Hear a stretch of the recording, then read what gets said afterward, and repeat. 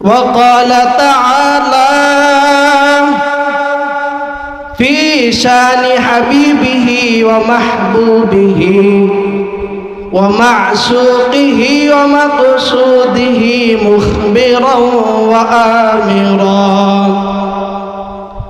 إن الله وملائكته يصلون على النبي يا أيها الذين آمنوا صلوا عليه وسلموا تسليما সবাই মোহাব্বতের সাথে দুরূদ ইব্রাহিম পড়ি আল্লাহুম্মা সাল্লি আলা মুহাম্মাদিন ওয়া আলা আলি মুহাম্মাদ কামা সাল্লাইতা আলা ইব্রাহিম ওয়া আলা আলি ইব্রাহিম ইন্নাকা হামিদুম মাজিদ اللهم بارك على محمد وعلى آل محمد كما باركت على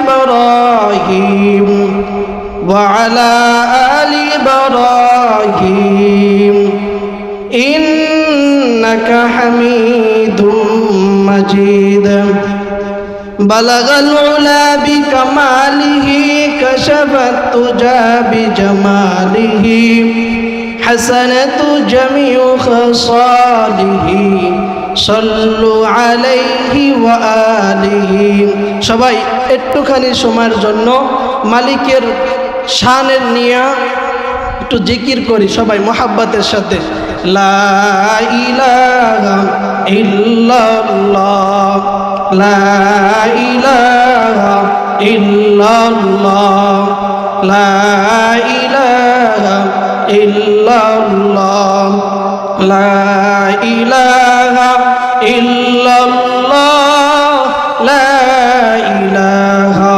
ইল্লাল্লাহ লা ইলাহা ইল্লাল্লাহ লা ইলাহা ইল্লাল্লাহ লা ইলাহা সবাই সবাই আওয়াজ দিয়া আল্লাহ তাআলা জবান দিছে ওই জবান দিয়ে আল্লাহকে ডাকতে হবে লা ইলাহা ইল্লাল্লাহ লা ইলাহা ইল্লাল্লাহ লা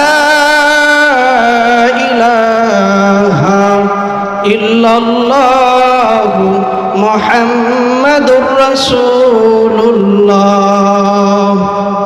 আলহামদুলিল্লাহ পূর্ব তার পাশা বাইতুল ইজ্জত জামে মসজিদ ও নুরানি হিফজুল কুরআন মাদ্রাসার উদ্যোগে বার্ষিক ইসালে সওয়াব ওয়াজ মাহফিল হালকায় জিকির আয়োজন করা হয়েছে এতে আপনারা খুশি না বেজার খুশির আওয়াজ আসতে হবে না জোরে হবে যদি জোরেই হয় তাহলে সবাই আল্লাহ তাআলা যেহেতু জবান দিয়েছেন ওই মালিকের দরবারে সবাই দিল থেকে সামিমুল কলব এই যে অন্তর কলব ওই মালিকের দরবারে সবাই জোরে সোরে শুকরিয়া আদায় করি আলহামদুলিল্লাহ এখনো রাস্তাঘাটে যারা ঘোরাফেরা করতেছেন মাইকের আওয়াজ যাদের কানে যাইতেছে দয়া করে এই মাহফিল প্যান্ডেলে চলে আসেন নাযালাত আলাইহিমুস সাকিনা অগাশিয়াতুমুর রাহমা ওয়া হাফাতুমুল মালায়েকা এই প্যান্ডেলের কি দাম জানেন নাযালাত আলাইহিমুস সাকিনা আল্লাহ তাআলার পক্ষ থেকে এই প্যান্ডেলের উপরে সাকিনা বর্ষণ হইতেছে জোরে বলেন সুবহানাল্লাহ আস্তে বলেন কেন আরো জোরে বলেন সুবহানাল্লাহ শুধু সাকিনা এই প্যান্ডেলের চতুর্পার্শ্বে ফেরেশতারা বেষ্টন করে রাখছেন একজন আর কাদের উপর একজনে ভর দিতে দিতে আসমান পর্যন্ত চলে গেছেন বুখারী শরীফের ভিতর আছে আল্লাহ পাক ওই ফেরেশতাদেরকে জিজ্ঞাসা করে ও ফেরেশতারা তোমরা কোন জায়গা থেকে এসেছো তখন ফেরেশতারা বলে মালিক আমরা আইলাম পূর্ব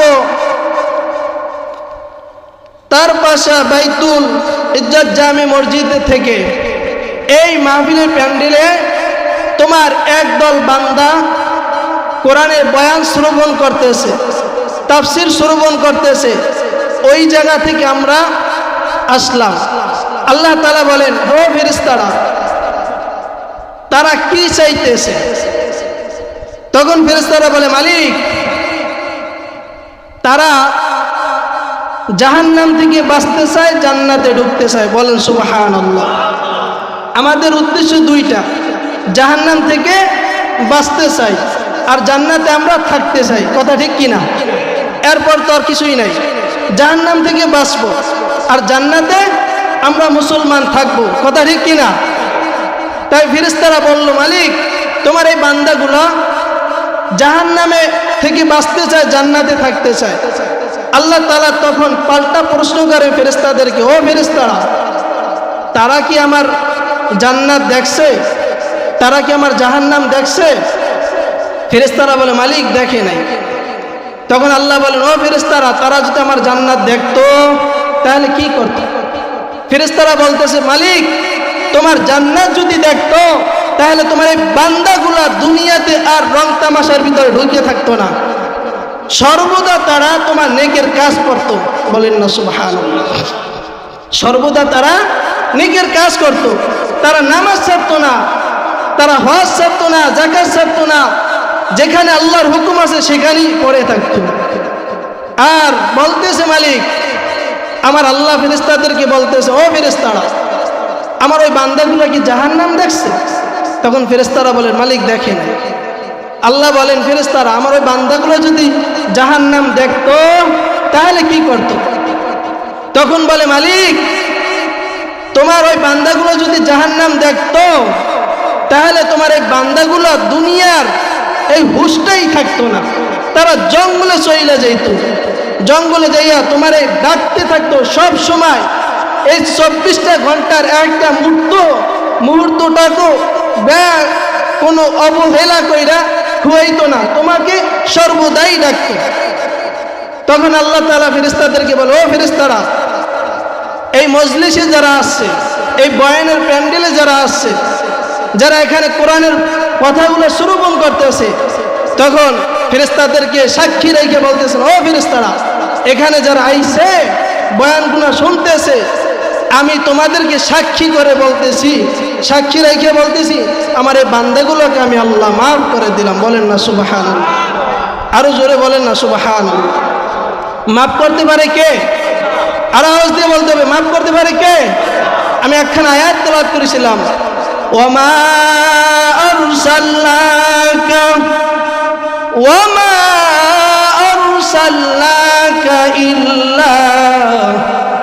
ইল্লা রাহমাতাল লিল আলামিন। আল্লাহ পাক রব্বুল আলামিন এই জমিনের ভিতরে নবী পাঠাইলেন, শুধু আমাদের নবী কি নয়, আল্লাহ পাক আদম আলাইহিস সালাতু ওয়াস সালাম থেকে আখির জবানার নবী পর্যন্ত অনেক নবীদেরকে পাঠাইছেন, অনেক রাসূলকে পাঠাইছেন। তবে আল্লাহ তাআলা এখানে আমার নবীকে খাস করে বলতেছেন, ওমা আরসালনাকা, ও নবী, আপনাকে দুনিয়াতে প্রেরণ করি নাই, দুনিয়াতে পাঠাই নাই, ইল্লা, তবে হ্যাঁ পাঠাইছি, ইল্লা রাহমাতাল লিল আলামিন। জোরে বলেন সুবহানাল্লাহ। আপনাকে দুনিয়াতে পাঠাইছি রাহমাতুল লিল আলামিন। ও নবী, আপনি শুধু আপনার সাহাবায়ে কেরামের জন্যই রহমত নয়, আপনার উম্মতের জন্য রহমত নয়, আপনি হইলেন আসমানের জন্য রহমত, আপনি হইলেন জমিনের জন্য রহমত, আপনি হইলেন জঙ্গলের প্রাণীর জন্য রহমত, আপনি হইলেন নদীর মধ্যে যে মাছগুলো থাকে ওগুলোর জন্য রহমত। জোরে বলেন না সুবহানাল্লাহ।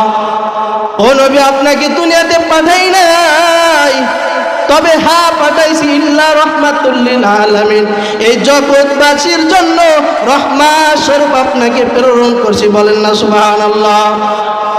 আমার নবী সাহাবায়ে কেরামদেরকে নিয়ে রাস্তা দিয়ে হেঁটে যাইতেছেন, রাস্তার দুই পাশে গাছগুলো মাথা নত করে নবীকে সালাম জানাইতেছেন। সাহাবায়ে কেরাম নবীকে প্রশ্ন করেন, পয়গম্বর আপনাকে কারা সালাম দিতেছে একটু বলেন। আল্লাহর নবী বলেন, ও সাহাবা, তোমরা তো কাউকে দেখো না, তোমরা মনে করছো শুধু আমি তোমাদের জন্যই নবী। না না না না, আমি শুধু তোমাদের জন্যই নবী নয়, আমি এই গাছপালার জন্য নবী, জঙ্গলের মধ্যে যে বাঘ থাকে এদের জন্য আমি নবী। আমি কতটা মায়ার নবী আল্লাহ পাক আমার নবীকে জানায় দিলেন। ও নবী, আপনি দুনিয়াতে যাইবেন, দুনিয়াতে যাওয়ার পর আপনি বসে থাকবেন না, আপনার কাজ আর আমার কাজটা চালাই যেতে হবে। আমার নবী মক্কার মধ্যে দাওয়াত দেয়, আবু জাহেল, উতবা, সাহিবা এরা ঘোষণা করছেন মুহাম্মদ দাওয়াত দিতে পারবে না, মুহাম্মদ দাওয়াত দিতে পারবে না।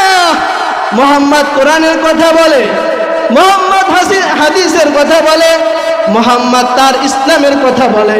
মুহাম্মদ যেখানে যাইবে তোমরা সেখানে যাইবা না। ওয়ামিনান নাসি মান ইয়াশতারি লাহওয়াল হাদিস লিউদিল্লা আন সাবিলিল্লাহি বিগাইরি ইলম ওয়া ইয়াত্তাখিযহা হুজুয়া উলাইকা লাহুম আযাবুম মুহিন। এই আয়াতের শানে নুজুল, নজর ইবনে হারিস বড় একজন বেঈমান। নজর ইবনে হারিস বলতেছেন, হে মক্কার মানুষ, যখন মুহাম্মদ আসবে তোমরা মুহাম্মাদের কাছেও যাইবা না। এই শানে নুজুলের ভিতরে দেখলাম নজর ইবনে হারিস গায়িকা ক্রয় করেছে। ওয়ামিনান নাসি মান ইয়াশতারি লাহওয়াল হাদিস, বেহুদা কথাবার্তা, অনর্থক কথাবার্তা।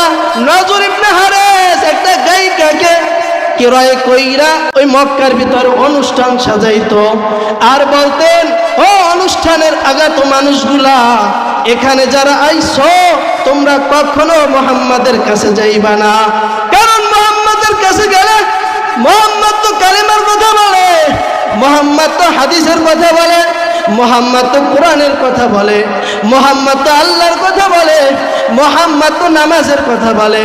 ও মক্কার মানুষ, আমি তোমাদেরকে খুশি করার জন্য, আমি নজর ইবনে হারিস তোমাদেরকে খুশি করার জন্য আমি তোমাদের একটা প্যান্ডেল সাজাইলাম, গানের অনুষ্ঠান করলাম, যেন তোমরা এখানে খুশিতে তোমরা বাগ হয়ে যেতে পারো, মুহাম্মাদের কাছেও যাইবা না।